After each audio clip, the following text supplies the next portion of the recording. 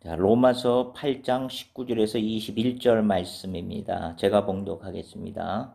피조물에 고대하는 바는 하나님의 아들들이 나타나는 것이니 피조물이 허무한 데 굴복하는 것은 자기 뜻이 아니요 오직 굴복해 하시는 이로 말미암으니라.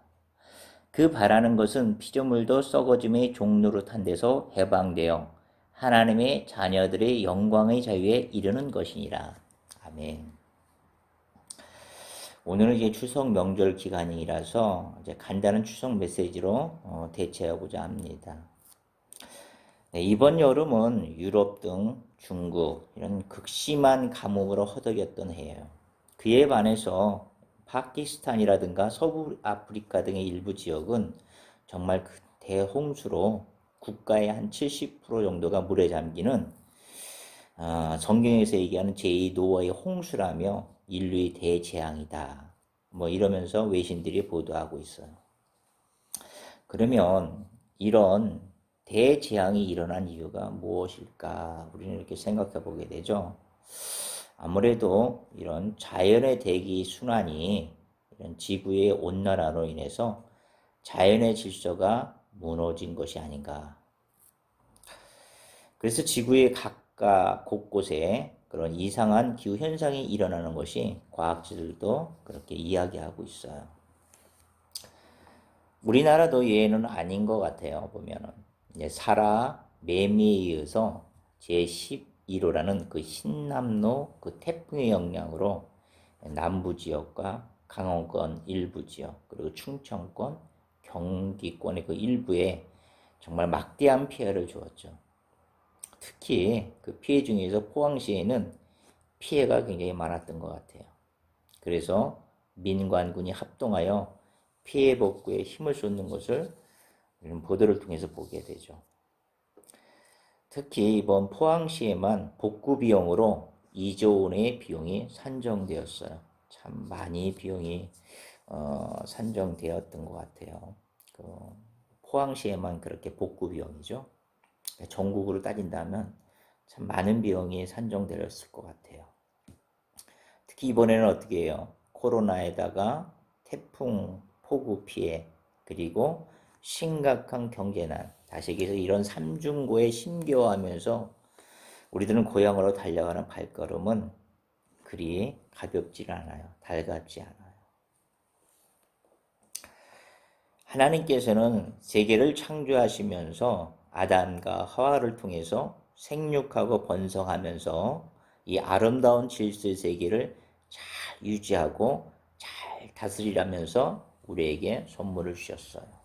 그리고 이렇게 말씀하셨어요.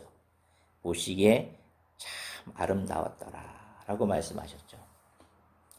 그런데 왜 지구는 이게 서로 잡아먹고 약탈하며 양육강식으로 죽음의 땅으로 변해가고 있을까요? 왜 자연은 유순하지 않고 거칠고 이렇게 다스릴 수 없는 이런 지경까지 되었을까? 우리는 생각해보지 않을 수 없을 것 같아요. 그것은 하나님께 세우신 자연의 질서를 스스로 파괴했기 때문이에요. 하나님의 권위를 인정하지 않고 스스로 자신이 주인이 되어서 하나님이 세우신 권위와 자연의 질서에 벗어났기 때문이죠. 자연의 법칙, 자연의 궤도에서 벗어났기 때문이라 그런 얘기예요. 원래는 아담과 하와는 하나님의 권위 아래서 하늘과 그리고 바다와 땅의 모든 생명을 다스렸어요. 그러니까 한마디로 세상의 피조세계는 그때는 온순하고 거칠지 않았다 그런 얘기예요. 그러나 아담과 하와는 사단의 계략에 의해서 선악과를 따먹게 되죠. 선악과는 그 무엇이었어요? 바로 사단의 계략이었어요. 사단의 계략은 이런 거였죠.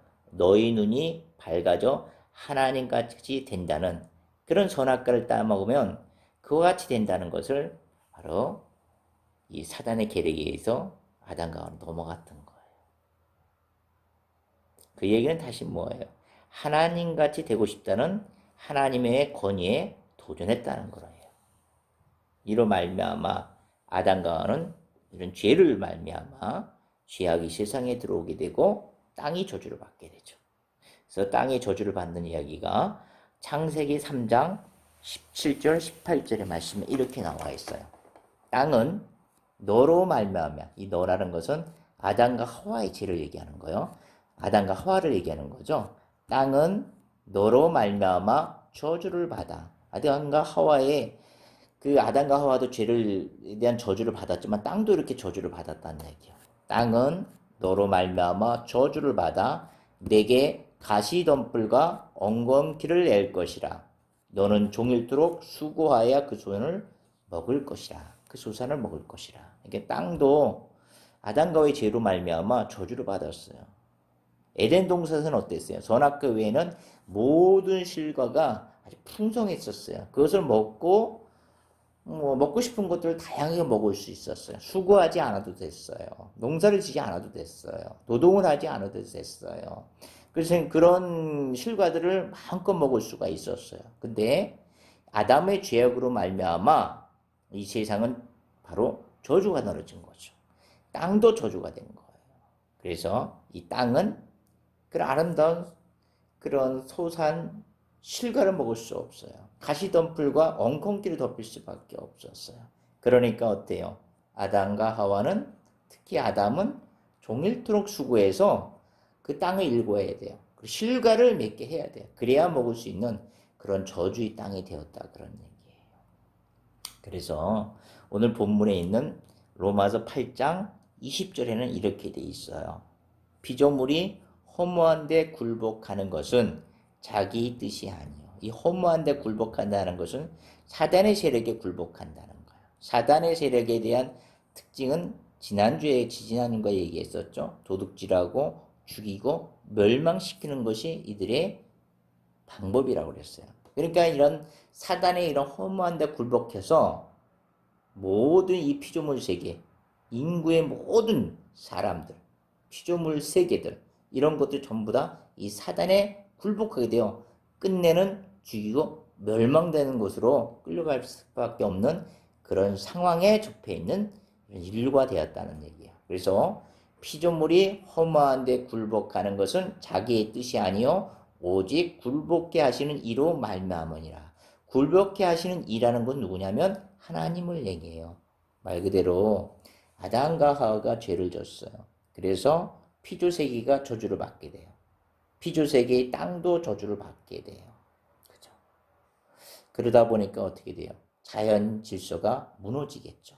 자연 질서가 무너진다는 거 뭐예요? 자연재해가 발생할 수밖에 없다는 거고, 이상기후가 이곳저곳 세계 각곳에 일어나기 시작하는 거예요.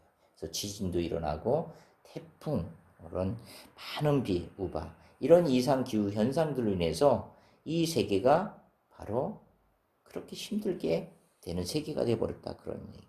이것은 어때요?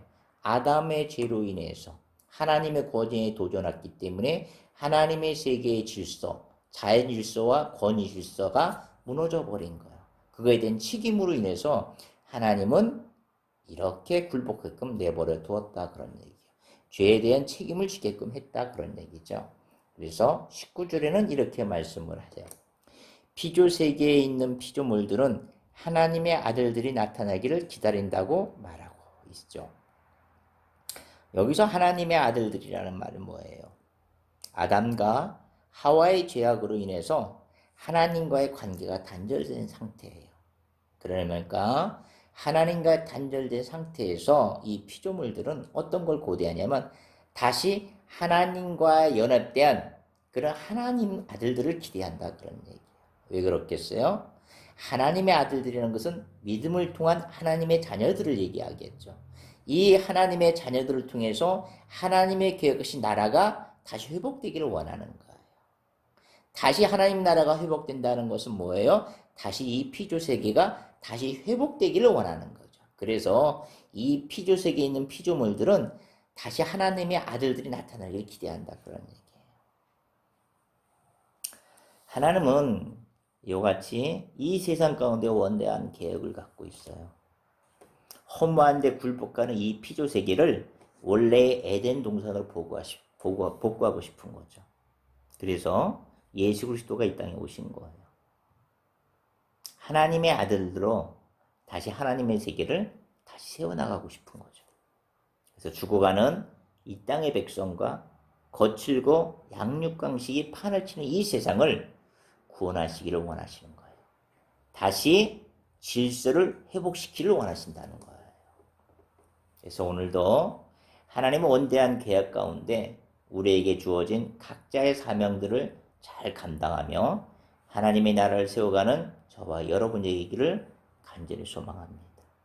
고향하는 길이 그리 가벼운 발걸음이 아닐지라도 하나님의 소망 가운데 즐거운 추석 명절이 되기를 기도합니다. 감사합니다.